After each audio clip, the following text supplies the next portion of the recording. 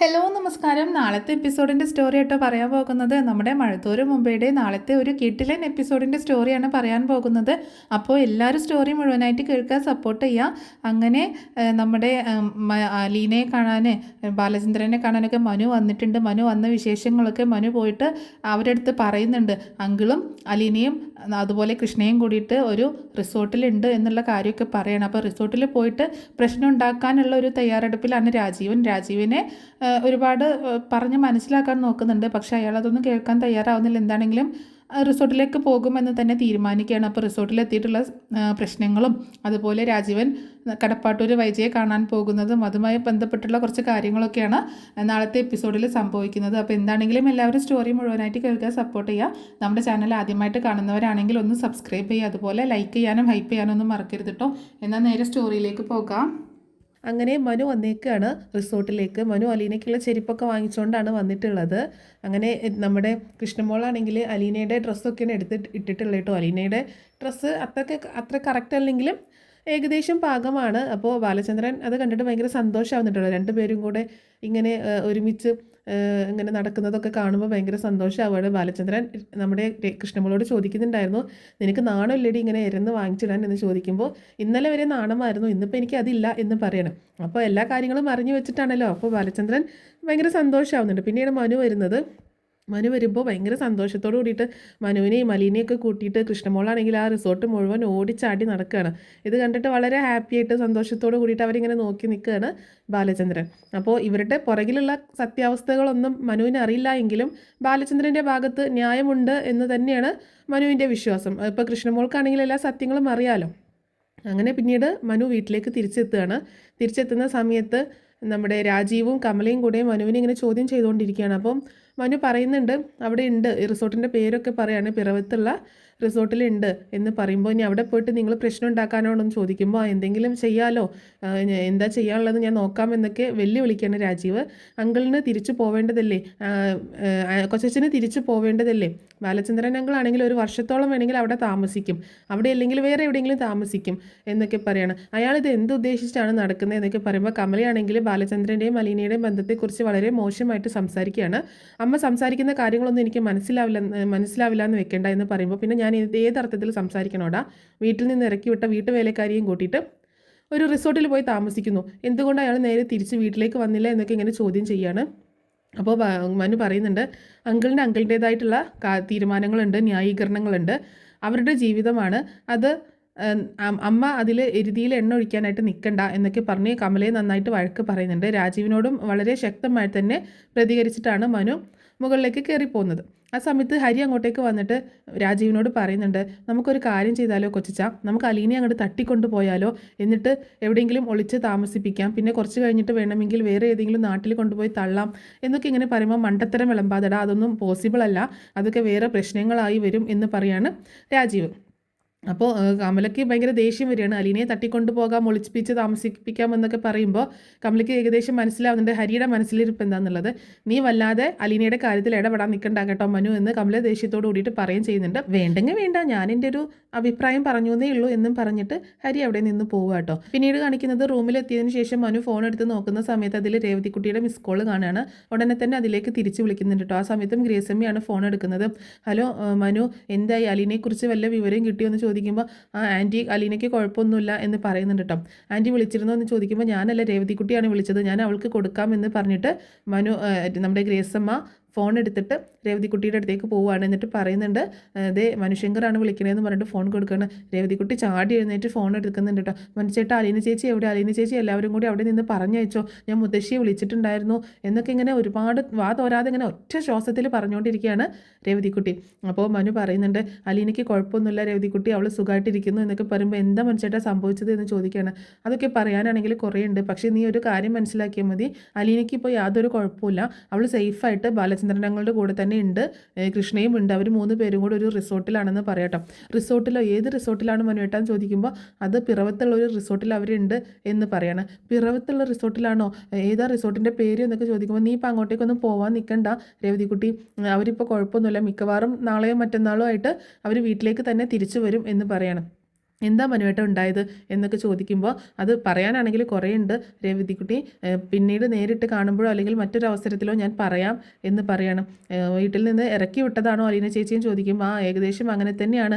വൈജയൻ്റെയും എൻ്റെ ഒരു കൊച്ചച്ഛനുണ്ട്, അവർ രണ്ടുപേരും കൂടി ഇറക്കി വിട്ടതാണ്. അതിനുള്ള സാഹചര്യങ്ങളൊക്കെ ഉണ്ടായി എന്ന് പറയണം. പിന്നെ ചേച്ചി എന്തിനാ പോവില്ല എന്ന് പറഞ്ഞ് നിന്നത് എന്ന് ചോദിക്കുമ്പോൾ അതാണ് എനിക്കും മനസ്സിലാവാത്തത്. അലീന എന്താണ് പോവില്ല എന്നും പറഞ്ഞ് വാശി പിടിച്ചതെന്ന് എനിക്ക് മനസ്സിലാവുന്നില്ല. എന്താണെങ്കിലും ഇപ്പോൾ കുഴപ്പമൊന്നുമില്ല, ഇനി വീട്ടിലേക്ക് തന്നെ തിരിച്ച് പൊക്കോളും എന്ന് പറയുമ്പോൾ ഇനി വീട്ടിലേക്ക് തിരിച്ച് ചെന്നാലും അവർ പ്രശ്നം ഉണ്ടാക്കില്ലേന്ന് ചോദിക്കുകയാണ്. അതൊക്കെ അങ്കിള് നോക്കിക്കോളും, നീ അതോർത്ത് വിഷമിക്കേണ്ട, എന്താണെങ്കിലും അലീന സേഫായിട്ട് ഇരിക്കുന്നുണ്ട് എന്ന് പറഞ്ഞ് അങ്ങനെ മനു ഫോൺ വെക്കുന്നുണ്ട് കേട്ടോ. അപ്പോൾ ഗ്രേസമ്മ ചോദിക്കുന്നുണ്ട് എന്താണ് കാര്യങ്ങളെന്ന് ചോദിക്കുമ്പോൾ അലീന ചേച്ചിയും ബാലചന്ദ്രൻ അങ്കിളും കൃഷ്ണയും കൂടിയിട്ട് ഒരു റിസോർട്ടിലാണ് താമസിക്കുന്നതെന്ന് പറയാം കേട്ടോ. റിസോർട്ടിൽ അവരെന്താ റിസോർട്ടിൽ താമസിക്കുന്നത്? അത് അലീന ചേച്ചിയെ അവിടുത്തെ മാഡവും അതായത് അലീന ചേച്ചിയുടെ അമ്മയും ആങ്ങളെയും ഒക്കെ കൂടി ചേർന്ന് പുറത്താക്കി, വീട്ടിൽ നിന്ന് പുറത്താക്കി എന്ന് പറയണം. അപ്പം നമ്മുടെ മാമച്ചായൻ പറയുന്നുണ്ട് ഒരമ്മ സ്വന്തം മകളോടാണ് ഈ പ്രവൃത്തിയൊക്കെ ചെയ്യുന്നത് എന്നിങ്ങനെ പറയുമ്പോൾ അതിന് അവർക്കറിയത്തില്ലല്ലോ.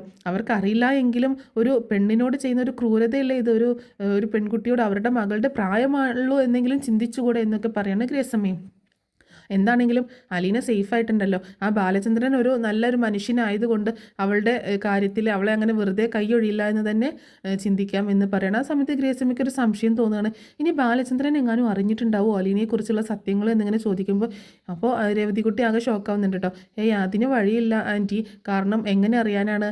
അല്ല അലീന എങ്ങാനും പറഞ്ഞിട്ടുണ്ടാവോ? അലീന ചേച്ചി ഒരിക്കലും പറയില്ല, കാരണം ആ വിവരം അറിഞ്ഞു കഴിഞ്ഞാൽ പിന്നെ അവരുടെ ജീവിതം നല്ല രീതിയിൽ മുന്നോട്ട് പോവില്ലല്ലോ. അത് ബാലചന്ദ്രൻ സാർ അറിയുമ്പോഴല്ലേ ഏറ്റവും കൂടുതൽ പ്രശ്നം ഉള്ളത് എന്ന് പറയാണ്.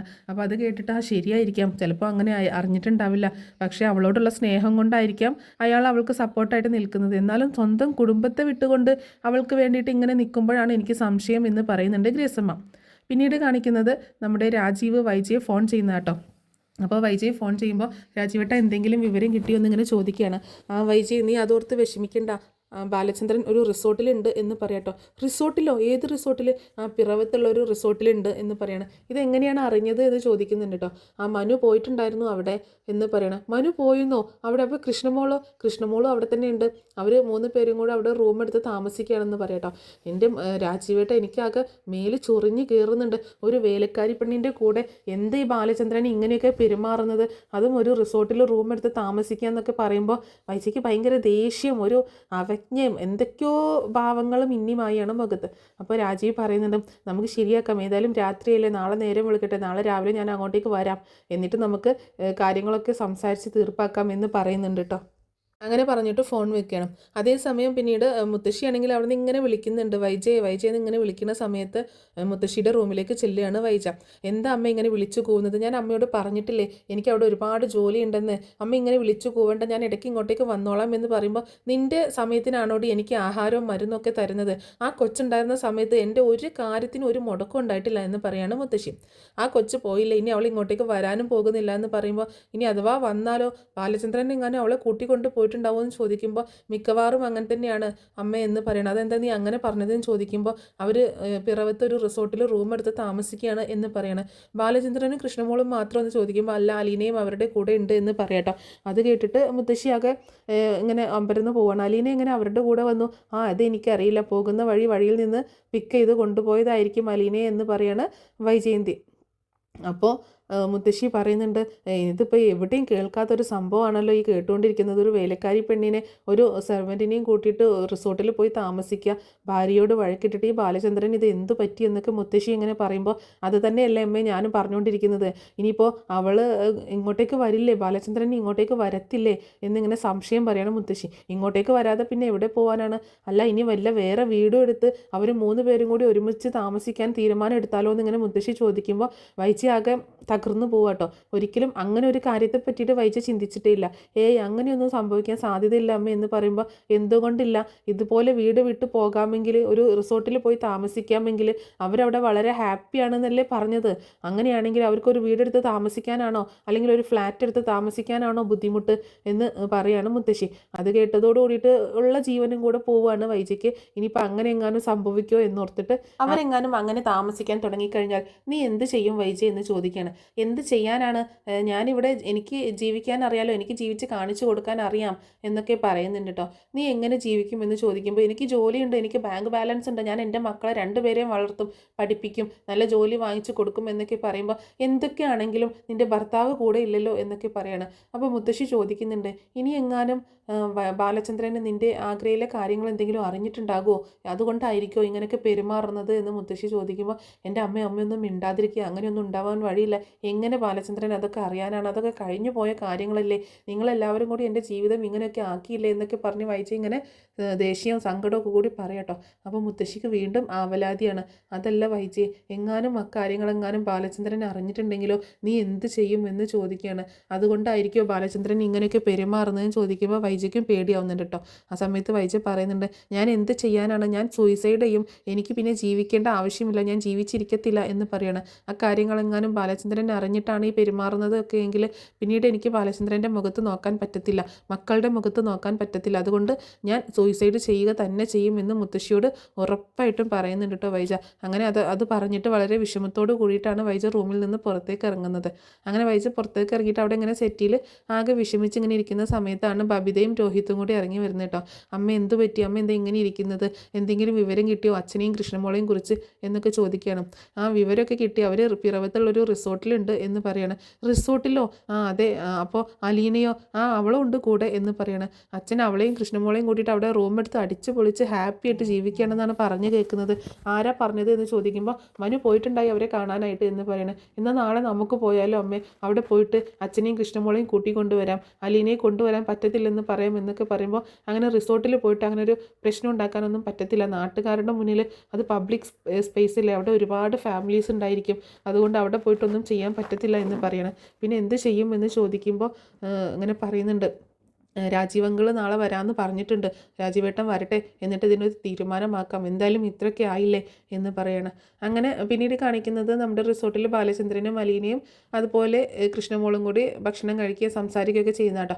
അപ്പോൾ കൃഷ്ണയ്ക്കാണെങ്കിൽ ഇപ്പോൾ അലീനയോട് ഭയങ്കര സ്നേഹമാണ്, അവർ കെട്ടിപ്പിടിച്ച് അങ്ങനെ കിടക്കുകയൊക്കെ ചെയ്യുന്നുണ്ട്.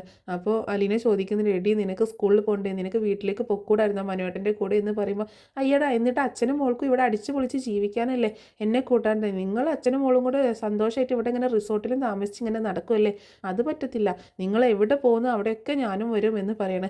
എടി കുശുമ്പി, നിൻ്റെ അച്ഛനല്ലേടി, പിന്നെ എന്നെ എന്തിനാ ഇതിൽ ഇടപെടുത്തുന്നതെന്ന് ചോദിക്കുമ്പോൾ, എൻ്റെ മാത്രം അച്ഛനല്ലല്ലോ, അലീന ചേച്ചിയുടെ അച്ഛനല്ലേ എന്ന് പറയണം. അപ്പോൾ അലീന പറയുന്നുണ്ട്, അതെ എൻ്റെ അച്ഛനാണ്, എന്നാലും നിനക്കല്ലേ കൂടുതൽ അവകാശം എന്ന് ചോദിക്കുമ്പോൾ, പിന്നെ അച്ഛനിപ്പോൾ അച്ഛൻ്റെ മേലെ ഏറ്റവും കൂടുതൽ അവകാശം അലീന ചേച്ചിക്കാണെന്ന് അച്ഛൻ പറഞ്ഞുകൊണ്ടിരിക്കുന്നത്, ഞങ്ങളൊക്കെ രണ്ടാം സ്ഥാനത്തായി പോയില്ലേ അലീന ചേച്ചി വന്നപ്പോൾ എന്ന് പറയാണ് കൃഷ്ണമോള്. അത്രയ്ക്കൊന്നും ഇല്ലാടി എന്ന് പറയുമ്പോൾ, അത്രയ്ക്ക് ഉണ്ടായാലും ഇപ്പോൾ എനിക്ക് കുഴപ്പമൊന്നുമില്ല കേട്ടോ, എൻ്റെ അച്ഛൻ്റെ മോള് തന്നെയാണ്, എൻ്റെ അമ്മേൻ്റെ മോള് തന്നെയാണ്, എൻ്റെ സ്വന്തം ചേച്ചി തന്നെയാണ് അലീന ചേച്ചി എന്ന് പറഞ്ഞിട്ട് അലീനയെ കെട്ടിപ്പിടിക്കുന്നുണ്ട് കേട്ടോ. അപ്പോൾ ഇതൊക്കെ കാണുമ്പോൾ ബാലചന്ദ്രനും ഭയങ്കര സന്തോഷമാവുന്നുണ്ട്. അങ്ങനെ ആ സമയത്ത് ബാലചന്ദ്രൻ്റെ ഫോണിലേക്ക് മനു വിളിക്കുക കേട്ടോ. മനു വിളിക്കുന്ന സമയത്ത് മനു ചോദിക്കുന്നുണ്ട്, അങ്കിളെ എന്താണ് ഇനി തീരുമാനം, നാളെ അങ്കിള് വീട്ടിലേക്ക് തിരിച്ചു വരുന്നുണ്ടോ എന്ന് ചോദിക്കുമ്പോൾ, മനു ഞാൻ ഏകദേശം തീരുമാനം എടുത്തിട്ടുണ്ട്, മിക്കവാറും നാളെ അല്ലെങ്കിൽ മറ്റന്നാൾ തിരിച്ചു വരും എന്ന് പറയണം. അപ്പോൾ വീട്ടിൽ വീണ്ടും ഒരു പ്രശ്നം ഉണ്ടാവില്ലേ അങ്കിളെ എന്ന് ചോദിക്കുമ്പോൾ, അതൊന്നും ഉണ്ടാവത്തില്ല, അത് ഉണ്ടാവാതെ നോക്കാനൊക്കെ എനിക്കറിയാം എന്ന് പറയുന്നുണ്ട് കേട്ടോ. ഇവിടെ ഞാൻ വീട്ടിലേക്ക് കയറി വന്നപ്പോൾ കൊച്ചച്ഛനൊക്കെ എന്നെ ഒരുപാട് ചോദ്യം ചെയ്തു, റിസോർട്ടിലേക്ക് വരാനായിട്ട് നിൽക്കുകയാണ്, ഒരു പക്ഷേ റിസോർട്ടിലേക്ക് വന്നേക്കാം എന്നൊക്കെ പറയുമ്പോൾ, ഇങ്ങോട്ടേക്ക് വരട്ടെ, ഞാൻ ശരിയാക്കി കൊടുക്കുന്നുണ്ട്, എനിക്ക് പറയാനുള്ളതൊക്കെ കേട്ടിട്ട് ഇങ്ങോട്ടേക്ക് വരട്ടെ എന്നൊക്കെ പറയുന്നുണ്ട് കേട്ടോ. അപ്പോൾ അങ്ങനെ പറഞ്ഞ് ഫോൺ വെക്കുകയാണ്. ആ സമയത്താണ് രാജീവ് അങ്ങോട്ടേക്ക് ചെല്ലുന്നത് കേട്ടോ. അടുത്തേക്ക് ചെല്ലുകയാണ് രാജീവ് എന്നിട്ട് വീണ്ടും മനുവിനോട് സംസാരിക്കുന്നുണ്ട്.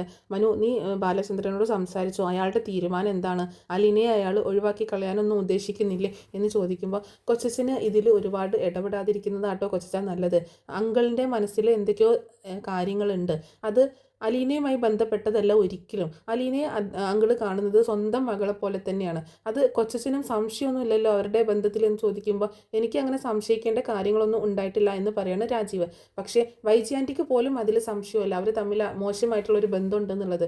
ഇവിടെ എൻ്റെ അമ്മ പറയണത് കേട്ടിട്ട് അങ്കിൾ അതിൽ പിടിച്ച് കയറി തൂങ്ങാൻ നിൽക്കണ്ട, അവർ തമ്മിൽ അങ്ങനെ യാതൊരു ബന്ധം തന്നെ ഇല്ല എന്ന് പറയണേ. എന്നിട്ട് പറയുന്നുണ്ട്, അപ്പോൾ പിന്നെ എന്താണ് അവരുടെ പ്രശ്നം എന്ന് ചോദിക്കുമ്പോൾ, അത് ശരിക്കും പറഞ്ഞാൽ ബാലചന്ദ്രൻ അങ്കിളിൻ്റെയും വൈജയന്തിയുടെയും ഈ മാരത്തോൺ ഉണ്ടല്ലോ, ഈ ഒരു വാശി, ദേഷ്യം, ഈ ഒരു അവരുടെ ഒരു മനസ്സിലുള്ള ആ ഒരു പ്രശ്നമാണത്. അവരുടെ ജീവിതവുമായി ബന്ധപ്പെട്ടിട്ടുള്ള എന്തോ ഒരു കാര്യമാണെന്നാണ് എനിക്ക് മനസ്സിലാക്കാൻ കഴിഞ്ഞിട്ടുള്ളത്. അതെന്താണെന്നുള്ളത് എനിക്ക് അറിയത്തില്ല. അത് തീരണം എന്നുണ്ടെങ്കിൽ ആദ്യം വൈജയന്തിയോട് കുറച്ച് കാര്യങ്ങൾ പറഞ്ഞ് മനസ്സിലാക്കണം. വൈജയന്തിയുടെ ഭാഗത്ത് എന്തെങ്കിലും തെറ്റ് വന്നിട്ടുണ്ടോ എന്നുള്ളത് ചോദിച്ച് മനസ്സിലാക്കണം. അങ്കിൾ ഒരിക്കലും ഇങ്ങനെയൊന്നും പ്രതികരിക്കുന്ന ഒരാളേ അല്ല, അത് കൊച്ചച്ഛനും അറിയാവുന്ന കാര്യമല്ലേ എന്നൊക്കെ ചോദിക്കുകയാണ്. അത് എനിക്കറിയാം, ബാലചന്ദ്രൻ ഒരിക്കലും ഇങ്ങനെയൊന്നും പെരുമാറുന്ന ആളെ അല്ലായിരുന്നു എന്ന് പറയണം. ആൻറ്റിയുടെ സ്വഭാവമാണ് കൊച്ചച്ഛ ആദ്യം മാറ്റേണ്ടത്. ആൻറ്റിയുടെ ആ ദേഷ്യവും വാശിയൊക്കെ ഒന്ന് മാറ്റി വെച്ചിട്ട് ആൻറ്റിയുടെ ഭാഗത്ത് വന്ന ഫോൾട്ട് എന്താണെന്ന് ആദ്യം ഒന്ന് ചോദിച്ച് മനസ്സിലാക്കുക. എന്നിട്ട് ഇതിനൊരു തീരുമാനം എടുക്കുക എന്ന് പറയുമ്പോൾ വൈജിയുടെ ഭാഗത്ത് എന്ത് തെറ്റ് വരാനാണ്? ഒരു തെറ്റും വന്നിട്ടില്ല, ഞാൻ ചോദിച്ചതാണ് എന്ന് പറയണം. അത് സ്വന്തമായിട്ട് എന്തെങ്കിലും തെറ്റ് വന്നിട്ടുണ്ടെങ്കിൽ ആരെങ്കിലും അത് തുറന്ന് പറയുമോ കൊച്ചച്ഛൻ ആദ്യം ഒന്ന് ആൻറ്റിയോട് ഡീറ്റെയിലായി സംസാരിച്ച് ആ പ്രശ്നം ഒന്ന് സോൾവ് ആക്കാൻ നോക്ക് എന്ന് പറയുന്നുണ്ട്.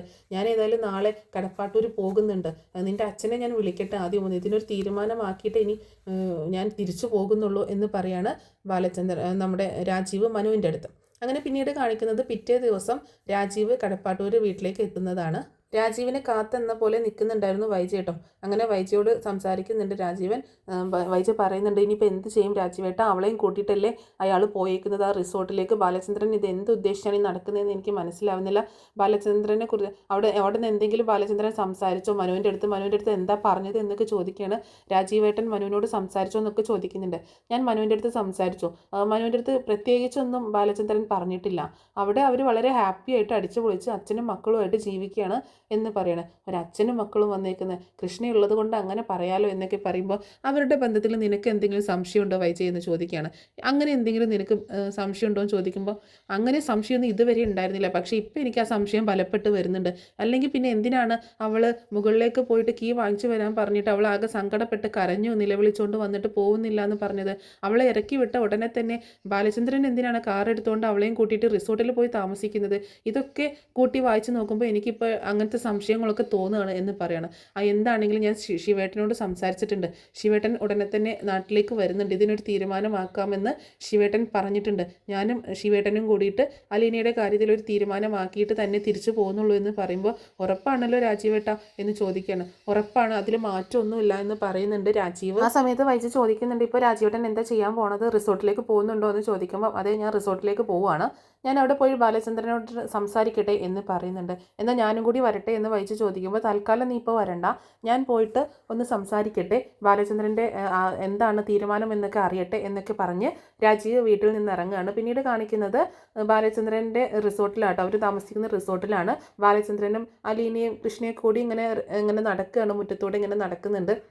ആ സമയത്ത് കൃഷ്ണയ്ക്കും അലീനയ്ക്കും ഭയങ്കര സന്തോഷമാണ്. രണ്ടുപേരും തുള്ളിച്ചാടി ഇങ്ങനെ അങ്ങോട്ടും ഇങ്ങോട്ടൊക്കെ റിസോർട്ട് മൊത്തം നടക്കുക കേട്ടോ.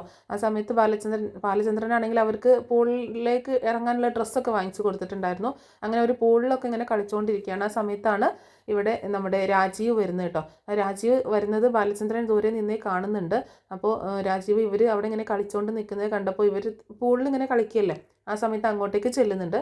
അപ്പോൾ ബാലചന്ദ്രൻ വളരെ ഗൗരവത്തിൽ ഇങ്ങനെ നിൽക്കുകയാണ്. രാജീവ് നോക്കുമ്പോൾ കൃഷ്ണമോളും അലീനയും കൂടെ പൂളിൽ വെള്ളത്തിൽ ഇങ്ങനെ കളിച്ചുകൊണ്ട് നിൽക്കുക കേട്ടോ. അപ്പോൾ രാജീവ് ചോദിക്കുന്നുണ്ട്, അല്ല എന്താണ് ബാലചന്ദ്രൻ്റെ തീരുമാനം, എന്താ ഉദ്ദേശം, ഇങ്ങനെ റിസോർട്ടിൽ താമസിച്ച് എത്ര നാൾ ജീവിക്കുമെന്ന് ചോദിക്കുമ്പോൾ എൻ്റെ ജീവിതമല്ലേ, ഞാൻ എവിടെ താമസിക്കണ്ട എന്നൊക്കെ തീരുമാനിക്കുന്നത് ഞാനല്ലേ എന്ന് ചോദിക്കുകയാണ്. കൃഷ്ണമോളെ ഇങ്ങനെ എത്ര ദിവസം ഇവിടെ ഇങ്ങനെ റിസോർട്ടിൽ താമസിപ്പിക്കും, അവൾക്ക് സ്കൂളിലൊന്നും പോകണ്ടേ എന്ന് ചോദിക്കുമ്പോൾ കുറച്ച് ദിവസം സ്കൂളൊന്നും പോയില്ല എന്നോർത്ത് കുഴപ്പമൊന്നുമില്ല, അവളത് പഠിച്ചെടുത്തോളും, പിന്നെ ഇനി സ്കൂൾ മാറ്റേണ്ടി വന്നാൽ സ്കൂൾ മാറ്റി വേറെ സ്കൂളിലേക്ക് ചേർക്കും എന്ന് പറയാട്ടോ. സ്കൂൾ മാറ്റേണ്ടി വന്നാലെന്നോ, അപ്പോൾ വേറെ എവിടെ സ്കൂളിൽ ചേർക്കാനെന്ന് ചോദിക്കുമ്പോൾ ഞാൻ ചിലപ്പോൾ വേറെ വീടെടുത്ത് താമസിക്കാനുള്ളൊരു പ്ലാനിലാണ് എന്നൊക്കെ പറയുന്നുണ്ട്. അപ്പോൾ ബാലചന്ദ്രനോട് വളരെ ദേഷ്യപ്പെട്ടുകൊണ്ട് സംസാരിക്കുകയാണ് രാജീവ്. അപ്പോൾ ബാലചന്ദ്രൻ പറയുന്നുണ്ട്, രാജീവ് എൻ്റെ അടുത്ത് വലിയ ഒച്ചടുത്ത് സംസാരിക്കേണ്ട, സ്വന്തം പെങ്ങളോട് പോയി ചോദിക്കുക പെങ്ങളുടെ ജീവിതത്തിൽ എന്താണ് സംഭവിച്ചിട്ടുള്ളത് എന്ന്, അത് രാജീവിന് അറിയാത്ത കാര്യമൊന്നുമില്ലല്ലോ എന്ന് ചോദിക്കുകയാണ്. ബാലചന്ദ്രൻ എന്താ ഉദ്ദേശിക്കുന്നതെന്ന് ചോദിക്കുമ്പോൾ ഇങ്ങനെ മക്കളിങ്ങനെ ശ്രദ്ധിക്കുന്നുണ്ടല്ലോ. ബാലചന്ദ്രൻ പറയുന്നുണ്ട്, ഇവിടെ നിന്ന് സംസാരിക്കാൻ എനിക്ക് താല്പര്യമില്ല എന്ന് പറഞ്ഞിട്ട് കുറച്ച് അപ്പുറത്തേക്ക് മാറിപ്പോവാട്ടോ. രാജീവും പുറകെ ചെല്ലുന്നുണ്ട്. അല്ല, ഞാൻ ചോദിച്ചതിന് മറുപടി പറഞ്ഞില്ലല്ലോ, എന്താണ് ബാലചന്ദ്രൻ്റെ ഉദ്ദേശം, ഇനി എത്ര നാൾ ഇവിടെ താമസിക്കും എന്നൊക്കെ ചോദിക്കുമ്പോൾ വൈജയുമായിട്ട് എന്താണ് പ്രശ്നം, വൈജ എന്ത് തെറ്റാണ് ചെയ്തത് എന്നൊക്കെ ഇങ്ങനെ ചോദിച്ചുകൊണ്ടിരിക്കുകയാണ്. വൈജ ചെയ്ത തെറ്റെന്താണ് എന്ന് നിങ്ങൾക്കറിയത്തില്ലേ? വൈജ മാത്രമല്ലല്ലോ, നിങ്ങൾ എല്ലാവരും കൂടിയല്ലേ എന്നെ ചതിച്ചത്, എന്നെ വഞ്ചിച്ചത് എന്നൊക്കെ ചോദിക്കുകയാണ്.